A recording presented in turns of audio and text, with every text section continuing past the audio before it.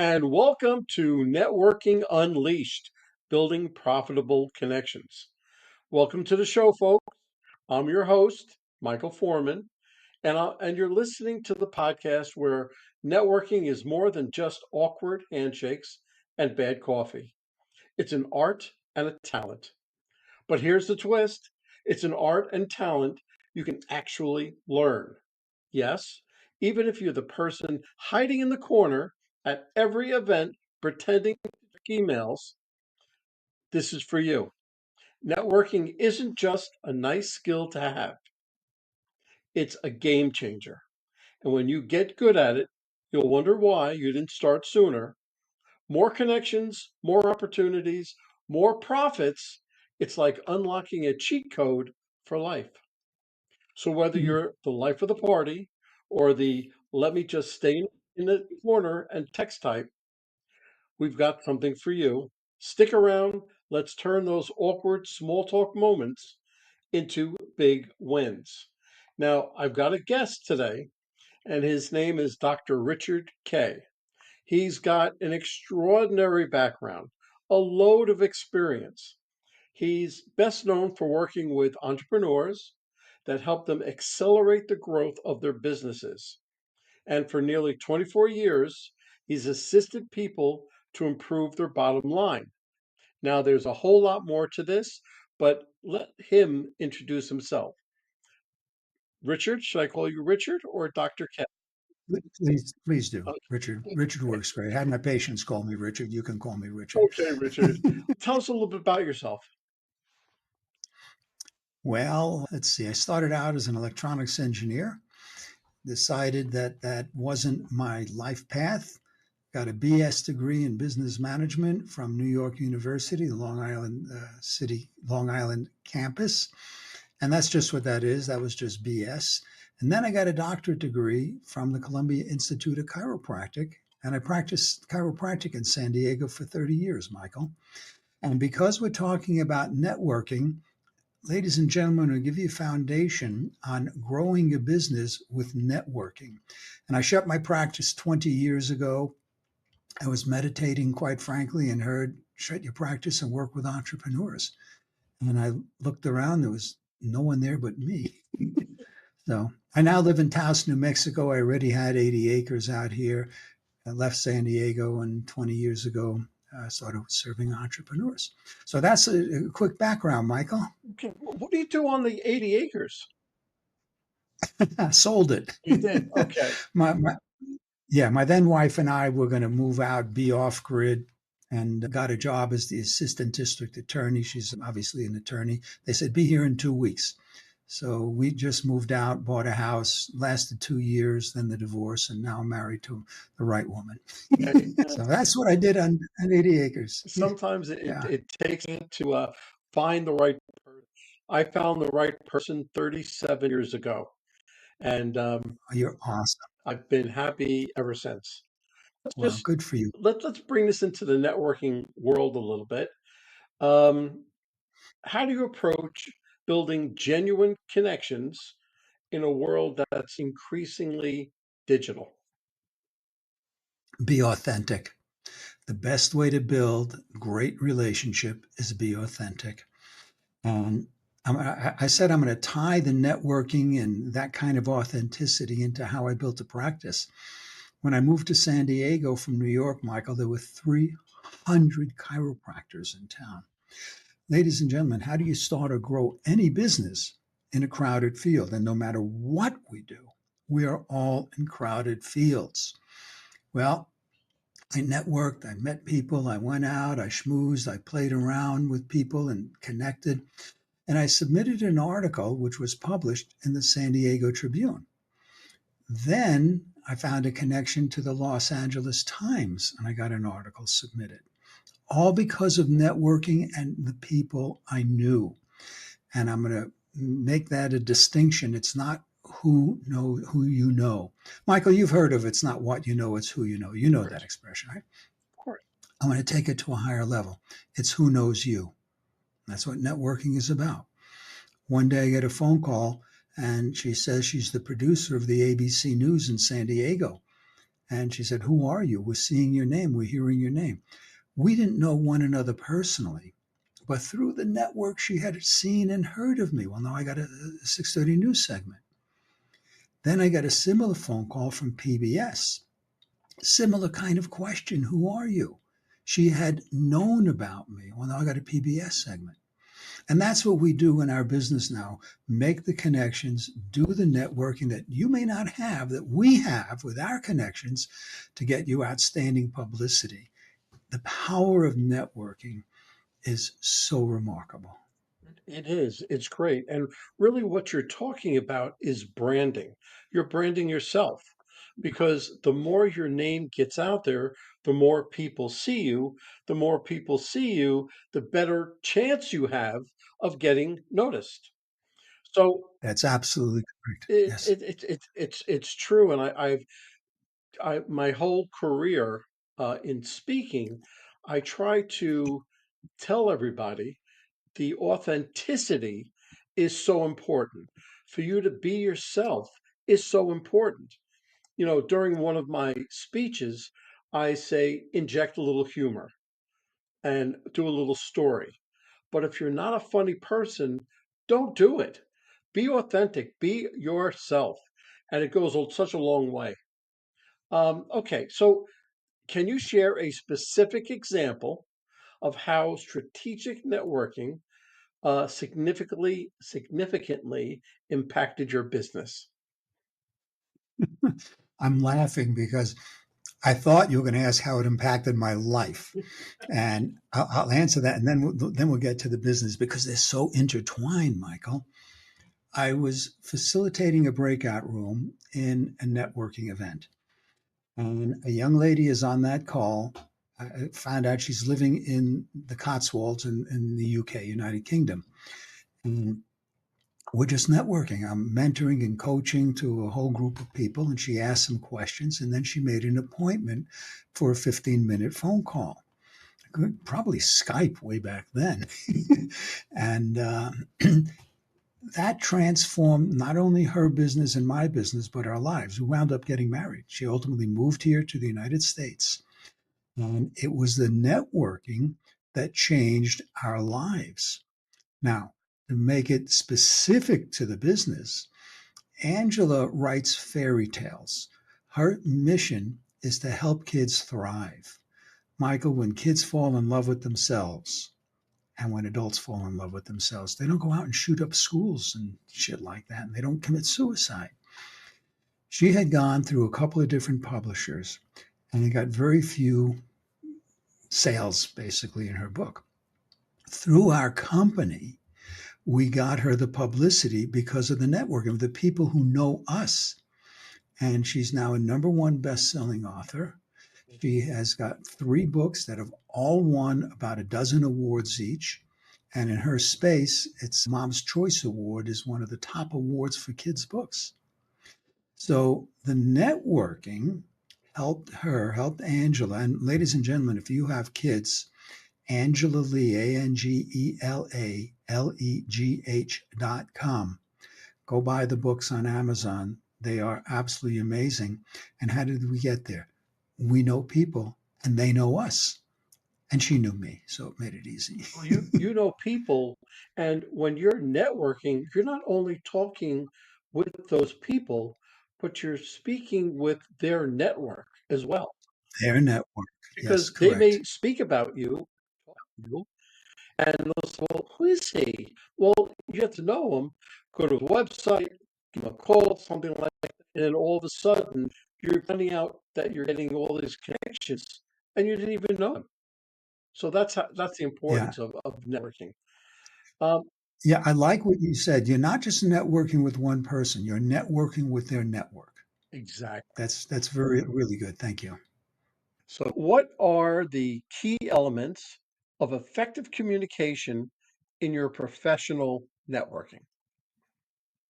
Be authentic. You mentioned it before. Be absolutely authentic.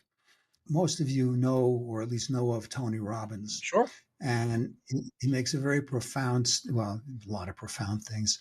He says, if I meet you in person, And when we met, we were at his place in Fiji a long, long time ago. He's the same person in person as he is on stage.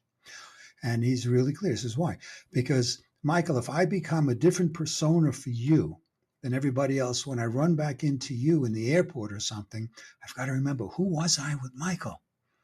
So if you are your true, authentic self 100% of the time, you don't have to worry about someone seeing, oh, this is a different side of them.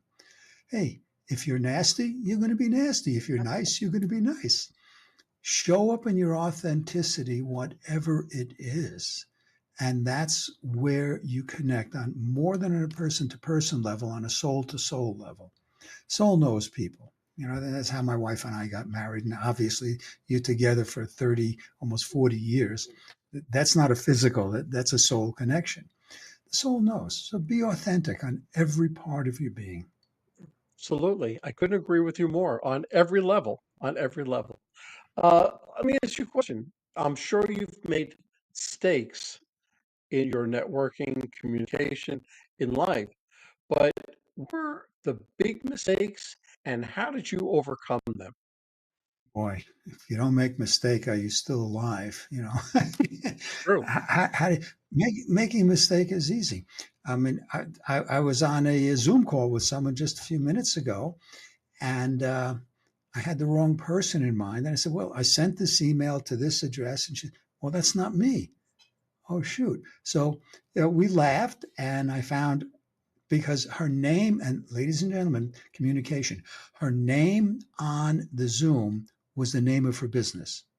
She didn't have her, excuse me, she did not have her name there. So I'm going to get some water. Hang in.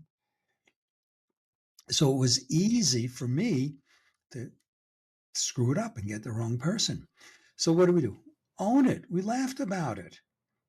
And that's one of the best ways to make up for a screw up. Don't ignore it. Be honest. Say, hey, I messed up. Too many people won't take responsibility for their actions. They'll take responsibility for the good, but they don't take responsibility for the bad. Take total responsibility. And it's when I'm in communication with someone and I don't understand someone, I'm going to use me as the metaphor here, but I'm going to turn it around. How many times, and I just had this communication with another person this morning, I said, what part of this am I missing? Take responsibility. I screwed something up. And instead of blaming the other person, take responsibility for it. As a matter of fact, it was the person who I screwed up with the name. She said, let's get on Zoom. She sent me a text. We got on Zoom. My text to her is, what am I missing here? So clear communication. Take responsibility for everything in your life, by the way.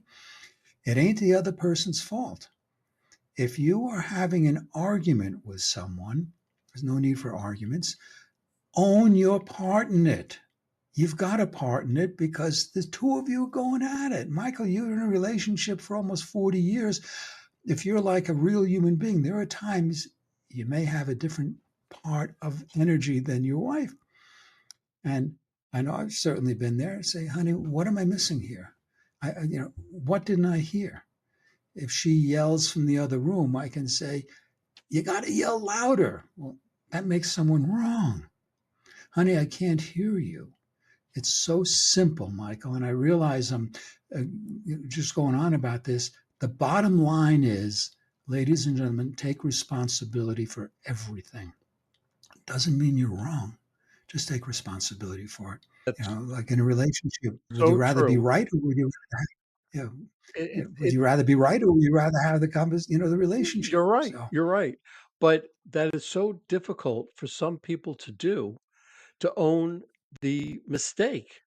And, when I'm up on a stage and I usually inject humor or whatever else, and if the joke mhm. falls flat and it's Hmm. death science, which is deadly for a speaker, but, I'm Yes. like, and what I did last time, because I've done it so many times before, I've taken a microscope and I'm saying, okay, well, that joke didn't work. So next time, and I made it self-deprecating. and people laughed about Yes. that, and we moved on. But the whole idea was that I took the ownership of that mistake, and I didn't blame anybody else. I didn't blame the equipment, but it was all just me. But that's very good. Take ownership. Okay, so let me And what you go said ahead. is people blame, hey, it's a dumb audience. No, it's not. It's we who are the speakers who screwed up. We misread the audience or whatever it is. So I honor you for that. And then you get the audience involved. And as a speaker, you know that. Get the audience involved. Absolutely. So It's that interaction. Okay, so let's say, uh, let me ask you a question. What role does the follow-up in a follow-up, what does the role of follow-up have to do with when you meet somebody, and how are you following up with them? mhm. There's a classic expression in business. The business is in the follow up, the money's in the follow up.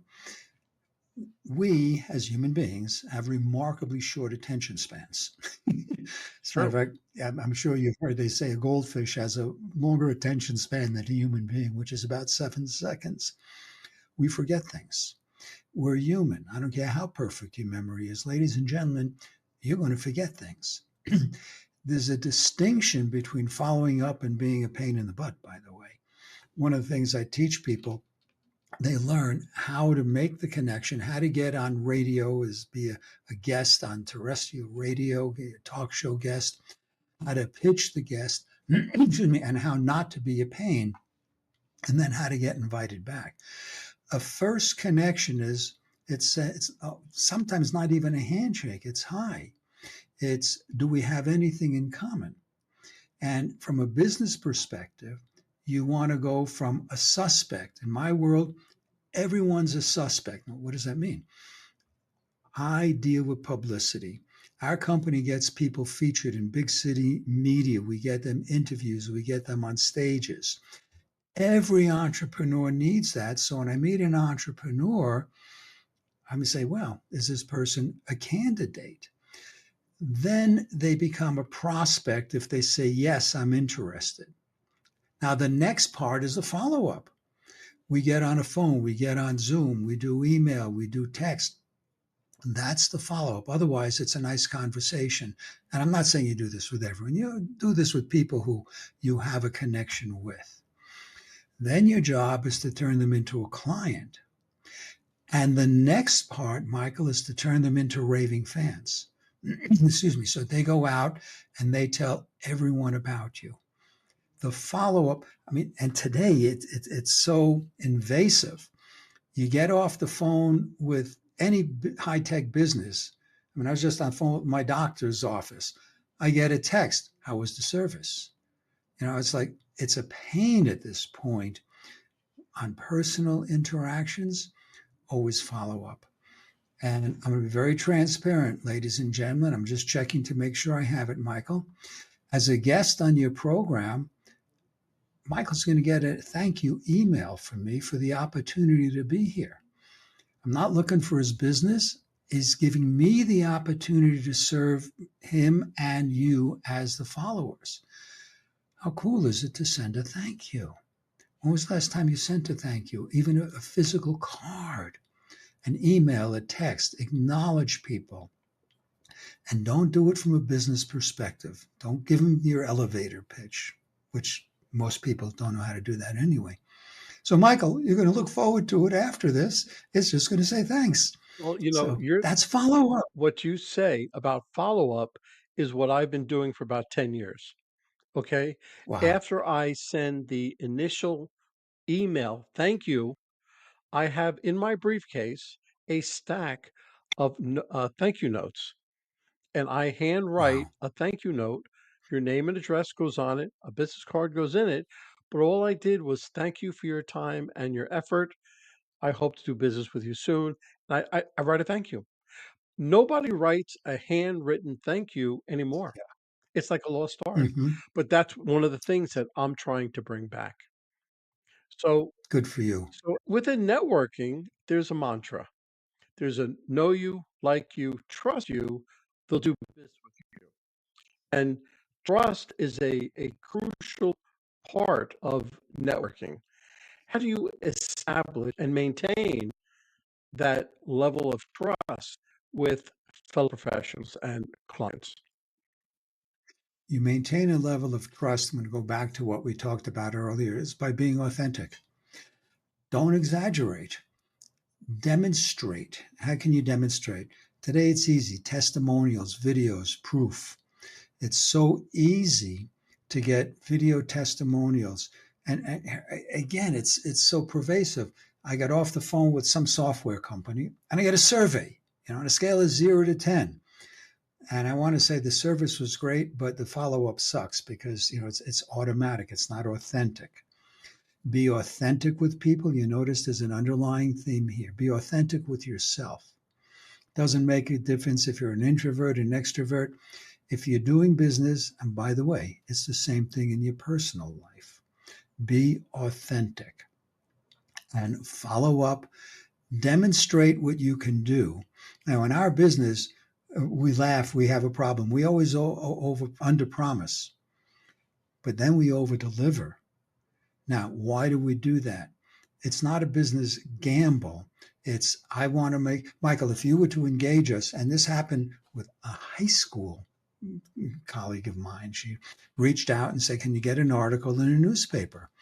And conversation, of course, we signed the contract, and I promised her I'd get her in at least one newspaper.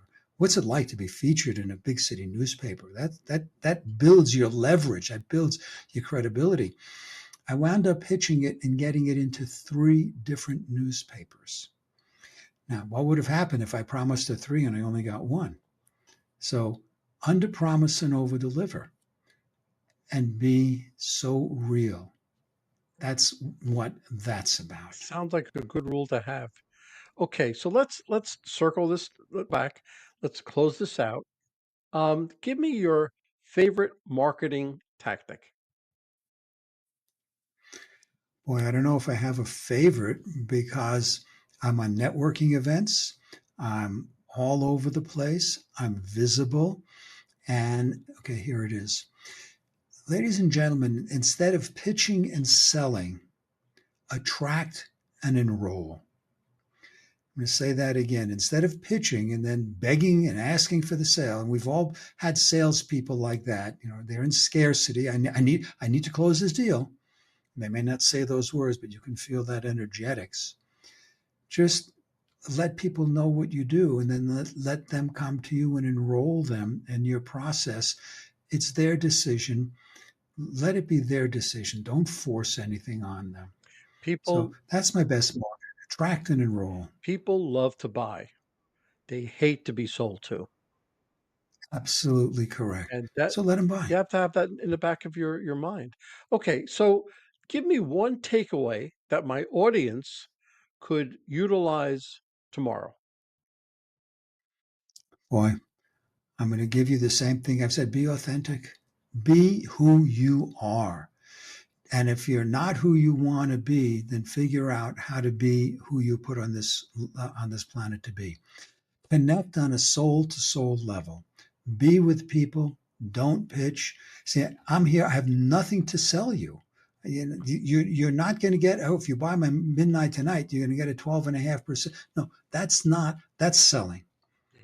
What I will give your audience, Michael, and ladies and gentlemen, publicity, again, is what we do. If you would like to have outstanding publicity and you want to know how to leverage it, doesn't make a difference what you've got. richardkaye.com/leverage.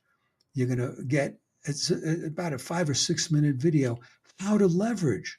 For example, this podcast for me and for Michael can be leveraged so other people say, oh, this is what these guys do. And there's no place on that to buy anything. That's right. That's right. Stop selling. Well, Stop selling. Richard, let me ask you a question. If somebody wanted to get hold of you, what's the best way to get hold of you, whether they want to buy your services or just learn about you or whatever, but they want to contact you? Talkaboutpublicity.com.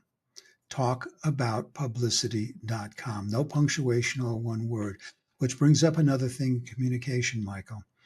Make it easy. Make it easy for people to get in touch with you. If your website has a form, Michael, have you ever filled out a form on a website and then you pray to God that someone's going to get back beyond the autoresponder? Yeah, absolutely. Yeah, it's a challenge. Put a phone number if you're okay with that, but at least an email address or a scheduling thing. Make it easy in the networking, make it easy for people to connect and find and get in touch with you because, Michael, we live in a one-click world. What does that mean? Next. Next, next, and only have a few seconds because whenever you go to Yeah, a web page or something, and they have everything to figure out how long somebody was looking at these web pages. If you don't get their attention within the first 2 or 3 seconds, they're on to the next one. So you have to yeah, really think yeah. about that. And my wife and I have kind of translated. We hardly watch television. I had a picture tube television till about 6 months ago, and we finally said, "Okay, we'll get one." And we sit down and watch Netflix. And I got this from my son, Dad. If it doesn't captivate you in the first 10, 12 minutes, why? So we go through the listing. We'll pick something, and how many of us have sat through movies that were like really bad? So now, 10, 12 minutes, if it's not grabbing, next. And that's our whole culture, Michael. Our whole society is next. Again, attention span is so freaking short these days. So, yeah, Absolutely, absolutely. Richard, I have to tell you, it was an absolute pleasure speaking with you, having you on the podcast, and I hope to speak with you again soon. Michael, it's my pleasure to serve you. And ladies and gentlemen, talkaboutpublicity.com. If you want to explore how to get you so that people say, I choose you, create top of mind awareness. Thank you, Michael. Okay. Well, that's a wrap, folks. A huge thank you to our special guest for sharing such incredible insights today. And of course, a big shout out to you, our amazing listeners, for tuning in and spending your time with us. Remember, networking isn't about being perfect, it's about being present. So take what you've learned today, get out there, and make some meaningful connections. If you enjoyed this episode, don't forget to subscribe, leave us a review, and share it with someone who could use a little networking inspiration. Let's keep the conversation going. You can find me on Apple, Spotify, YouTube, or my website, michaelaforman.com. Remember, until next time, keep practicing, keep connecting, and keep building those relationships. This is Michael A. Forman signing off. Take care and happy networking.